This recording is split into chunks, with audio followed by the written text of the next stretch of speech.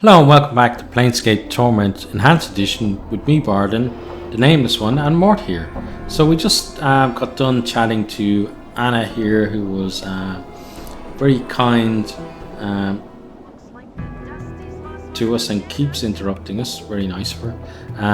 Now we're going to explore some of the buildings, so let's pop ourselves in here.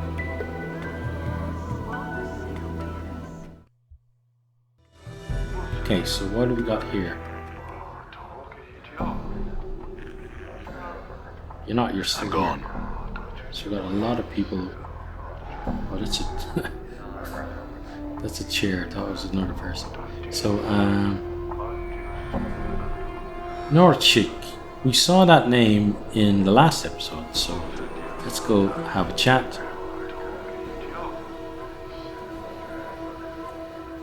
You see a spindle-thin dustman in dirty black robes. His stiff black hair springs forth from his skull like a crown of spikes, and his leopard-white skin is drawn sharply across his skull. He is frowning into his drink, mumbling to himself. Greetings! The dustman looks up, blinks once, then looks you up and down, studying you. As he studies you, he takes one of his spiked locks and points at himself with it. Norchik, Initiate, Dustman, Guard. I'm here about the posting outside. The dustman looks you up and down. Many troubles have I. Help can you? Morsalim awakes. The dead walk. The dead disturbed. The dustmen disturbed. Find out what disturbs the undead, and copper coins will I pay. Very well, where is this Morsalim? Updated my journal. Norchik nods. Morsalim by Dustman Memorial. Go north and west. From Black Monument. Go to Arch and a semicircle over your heart with this finger this make. He wiggles the index finger on his right hand. To the Morsalim, go you will. I'll look into it then. Farewell. Okay, let's check out the zombie worker. This female corpse is dressed in a heavy burlap shirt, covered with food and wine stains. Her lips have been stitched closed, and her arms and legs are wrapped in several layers of bandages. The bandages seem to have been soaked in preservative to keep the corpse fresh. As a result, the corpse's rotting odour has been replaced with an equally repulsive vinegar smell. So, doing anything later? The zombie continues to stare at you. Alright then, great talking to you. Farewell. As you turn away, you notice Mort staring at you. Eh? Eh? What is it? Did you see the way that cadaverous beauty was staring at me? Mort's teeth chatter as if in anticipation. She was looking for some lucky cutter to tow her coffin. Please, don't start this again. Mort ignores you and becomes thoughtful. I don't really mind the attention, actually. It's just that I like to be seen as something more than just a skull, you know? I have feelings that go beyond my base animal instincts. I want courtship, not some fortnight fling around the Morsalim. Keep it up and I'm gonna fling you somewhere. Whoa, Chief! Mort backs slightly out of arm's reach. Women that appreciate lovers, not fighters. You're perhaps the last person I would ever take romantic advice from. If you had the sense you died with, you'd know better. Mort's voice rises to new heights of smugness. When it comes to the annals of love, I wrote them all. Whatever, Mort, let's go. Okay, so we've got a dustman. I'm looking for people with, like this guy. I don't like just a normal dustman. I don't think they're gonna give us much. This tiny wizened man is dwarfed by his huge dustman robes. They look as if they were chosen to cloak his small stature. Although he looks to be in his late 90s, this man is extremely energetic. He fidgets continuously. His eyes dart around the bar like a bird's. Greetings. The man's eyes gleam as he takes your measure, and he gives a slight nod of greeting. Hail and well met, traveller. You look like one who is just getting their sigil legs about them. He trails off. Pardon me. Have we met before? Your face seems familiar somehow. Possibly. Are you certain it was me? Maybe I was mistaken. Mortai shakes his head. Well, no matter. How is it that Mortai Gravesend may help you? Do you seek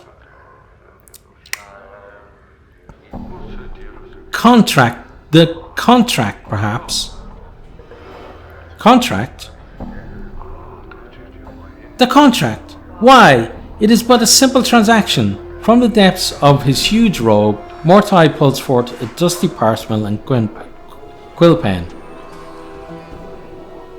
I give you 50 commons. In return, after death, the Dustman faction may claim your remains. He smiles, then clicks his tongue. What use will you have for them at that point anyway? What do Dustmen do with the body? Mortai holds his hands up as if he doesn't know.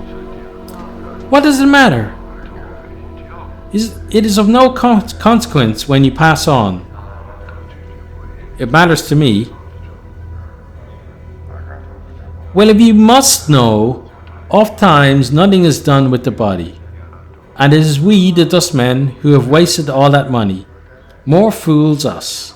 Mortai gives a light smile, then looks apologetic.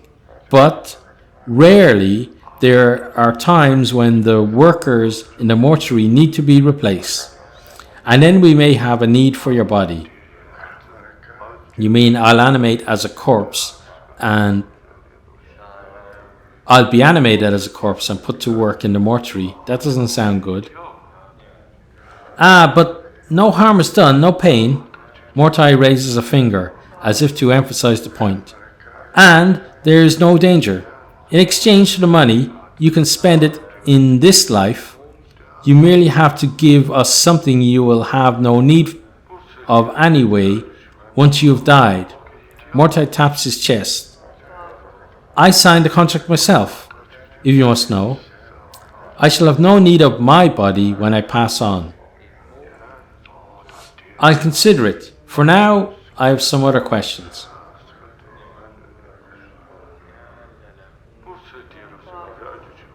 Can you tell me about some of the patrons here? Of course. Which of the patrons did you wish to know about?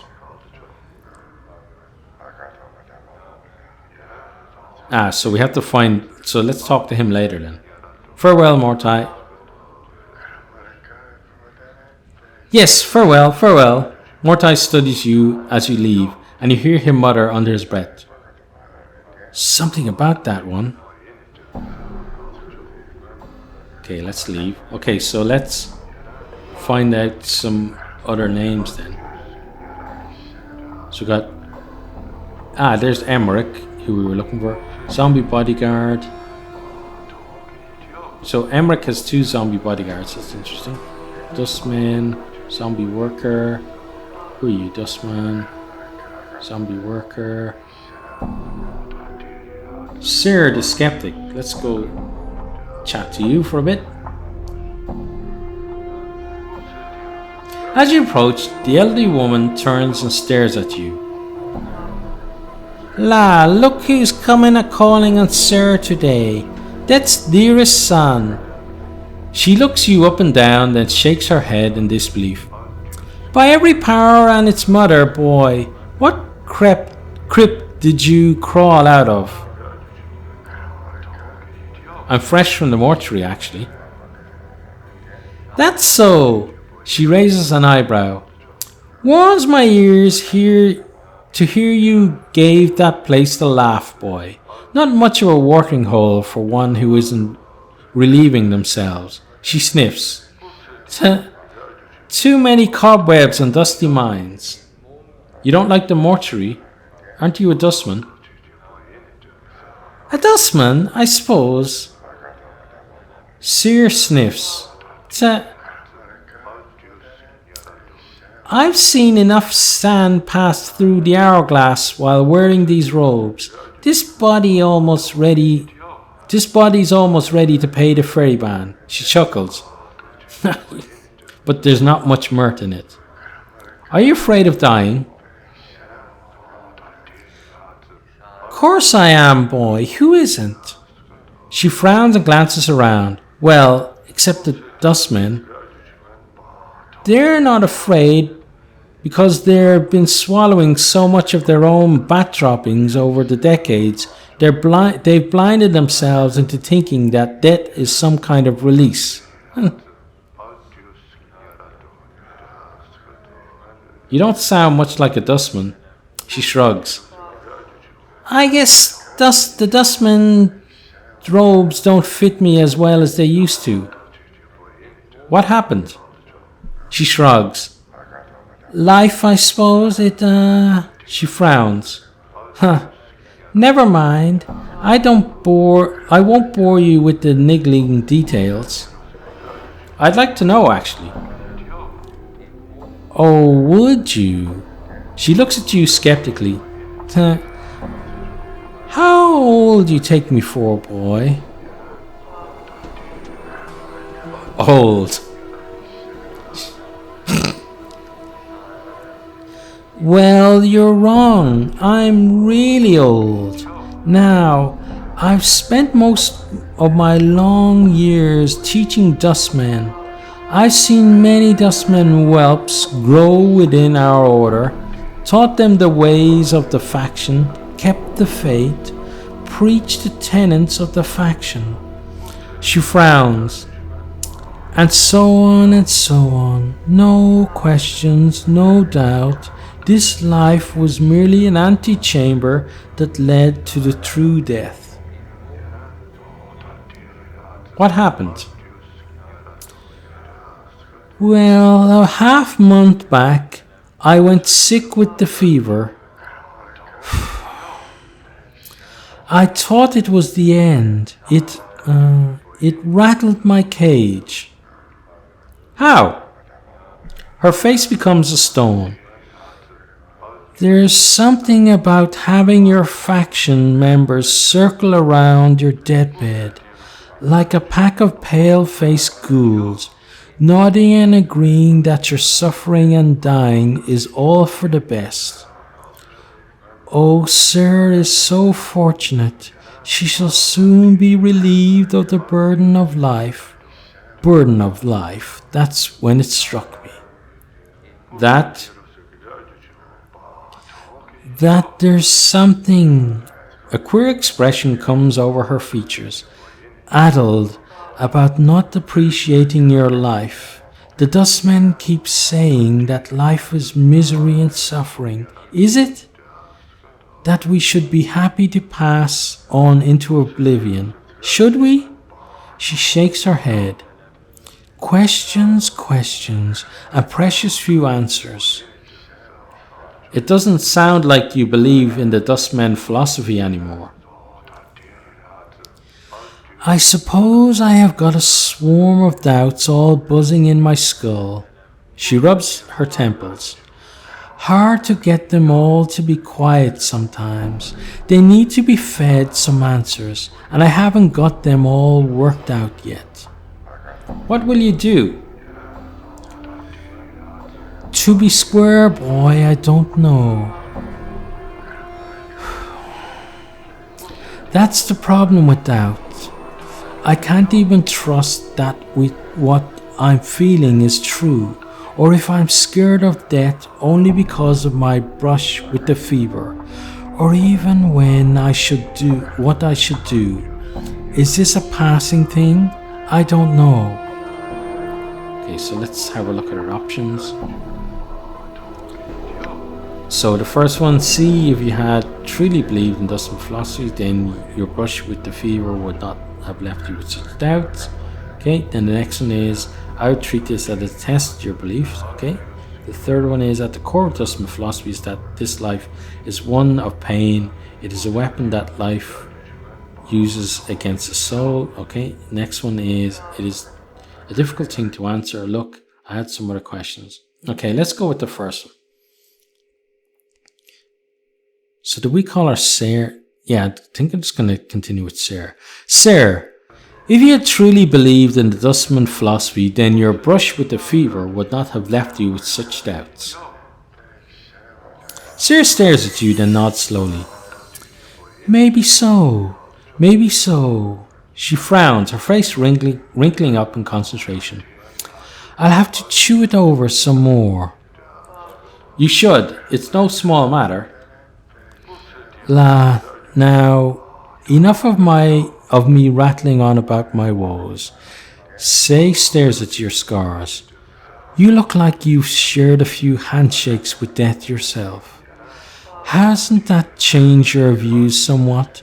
Doesn't it make you appreciate life a bit more? Well, my condition is unique.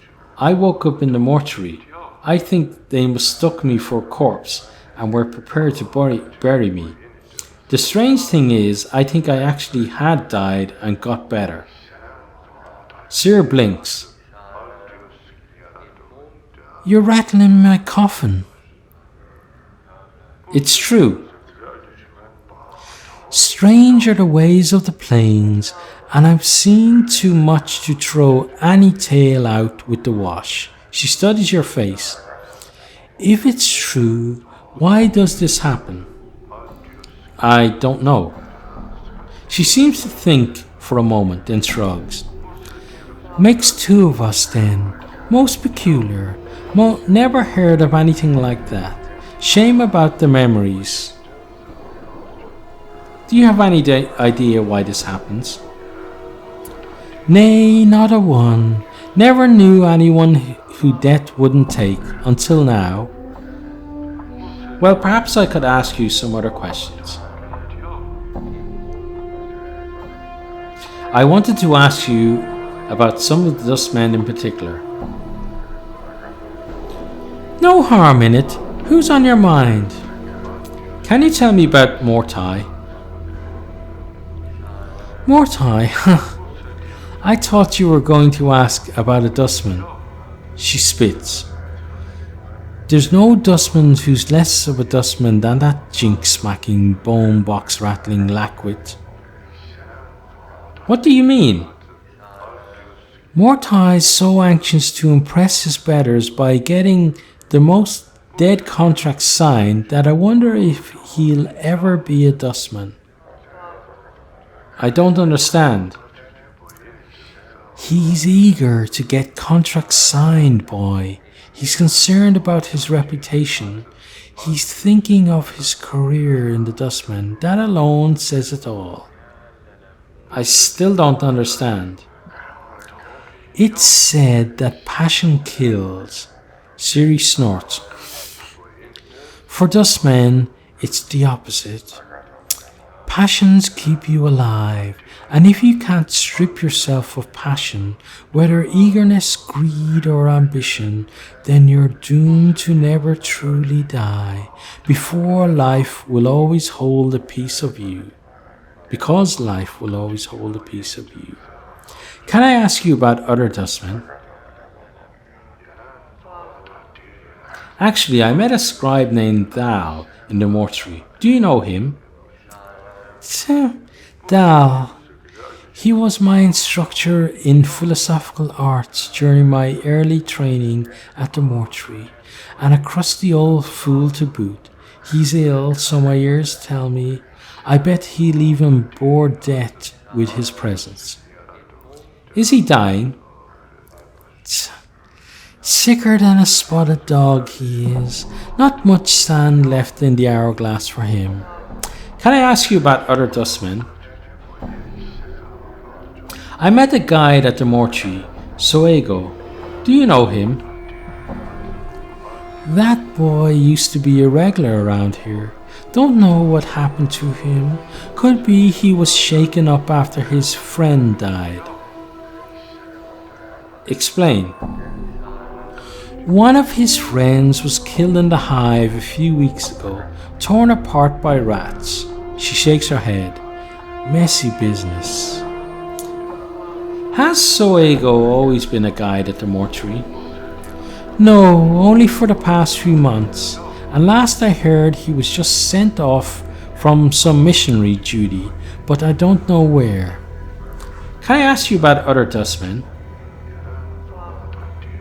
One of the embalmers in the mortuary, Evine, do you know her? Who? A strange young woman, poor eyesight, near deaf, talents for hands. Siri shakes her head.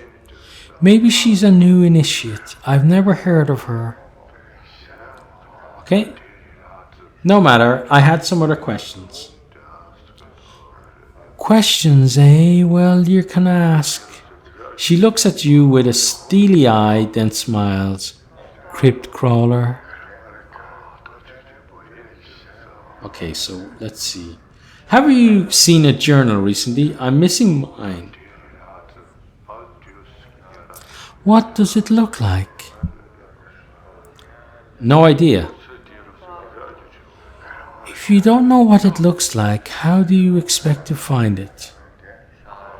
I'm beginning to wonder that myself. I had some other questions.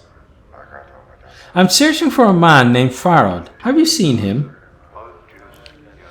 Siri's face crumples into a frown. That dog, he's the worst of the collector lot. I heard he had his kip set up somewhere in Ragpicker Square, many streets west of the mortuary gate. Dangerous place though. Some of those collectors aren't patient enough to wait for folk to die so they can sell them for jink. Thank you for the warning. Farewell.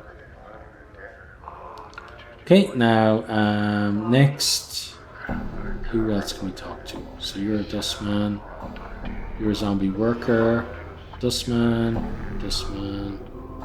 Okay. Okay, so I guess then time to speak with Emmerich. Oh, hang on, Old Copper Eyes. Let's go speak to Old Copper Eyes then. Before he was a tall, silent figure. He could easily pass for a statue, although the deep furrows in his face and brow make you wonder if the sculptor was a little too eager in defining the face with the chisel. He looks well over 50 years old, but exactly how much over 50 it's hard to tell.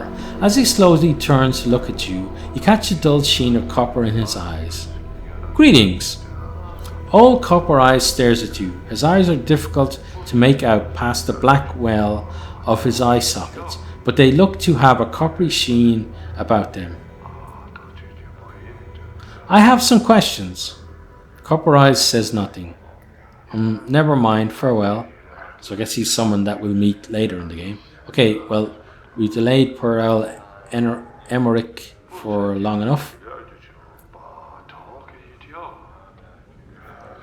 You see a heavy-set man with dark skin and grim features. He's dressed in dustman robes and is regarding you with a stony gaze. Greetings! You've the look of a lost one. The man's voice is like stone setting. Did the wind send you? Or are you here with purpose? Who are you? I am Emmerich, Factorum and Initiate of the Fourth Circle. Is this your bar? If you measure ownership in copper, this is not my establishment. If you measure ownership in spirit, it is mine. He pauses as trying to emphasize a point. The dustmen here are my students. They are under my protection. Can I ask you some questions? Can you tell me about the Dustman faction? Dustmen seek the true death. Some call it oblivion, but this is incorrect. To Dustmen, the true death is freedom from the chains of this false life. False life?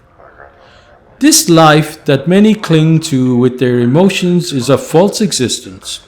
As long as one clings to it, they will continually be reborn into it. One must divest themselves of emotion to escape this cycle.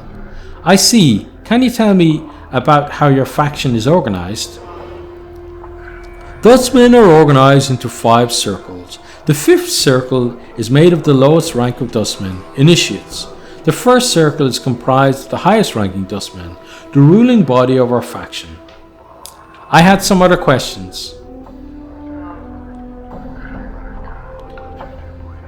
Can you tell me about the dead contracts? Do you wish to sign the dead contract? What is it exactly? In exchange for 50 copper commons, the dead contract gives the Dustman faction the right to your corpse. After death, do you wish to sign the dead contract?